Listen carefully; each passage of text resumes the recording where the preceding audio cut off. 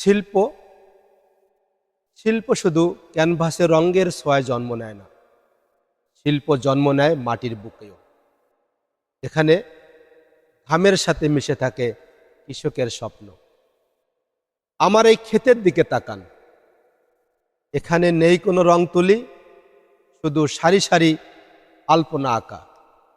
মাটির ঢিপি, নীরব নালা আর এই কচি কচি চারাগুলো সব মিলে যেন এক জীবন্ত শিল্পকর্ম।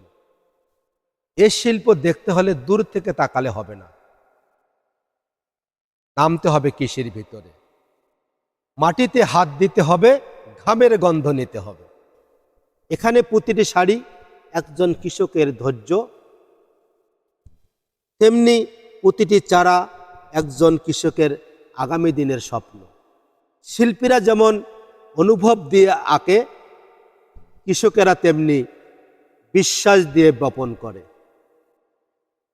এই ক্ষেত তাই শুধু ফসলের নয়, এই ক্ষেত শিল্পের, এই ক্ষেত জীবনের। তাই চলুন আমরা একটু দেখে নেই এখানে কি কি উৎপাদিত হচ্ছে। চলুন বন্ধুরা। এখানে রয়েছে বিভিন্ন ধরনের সবজি এবং ফলমূলের চাষাবাদ। তার মধ্যে রয়েছে উচ্চ ফলনশীল কিছু পেঁপে চারা। আর দেখুন এই পেঁপে চারাগুলো অত্যন্ত চমৎকার, এবং পেঁপে চারা হিসেবে রয়েছে এখানে বাবু, শাহী এবং টবলেট জাতের চারা। এবং জমির কিনার দিয়ে রয়েছে বেগুনের চারা। পেঁপের ফাঁকে ফাঁকে রয়েছে কিছু মিষ্টি কুমড়ার চারা, এবং জমির আরেক প্রান্তে রয়েছে কলার চারা। অর্থাৎ বিভিন্ন ধরনের সবজি ফলমূলের একটা সমাহার এই জমির মধ্যে রয়েছে। এখানে যে এই সুন্দর সুন্দর বেডগুলো রয়েছে বা পাটিগুলো রয়েছে, এগুলোর মধ্যে ছিটানো আছে বিভিন্ন ধরনের শাকের বীজ।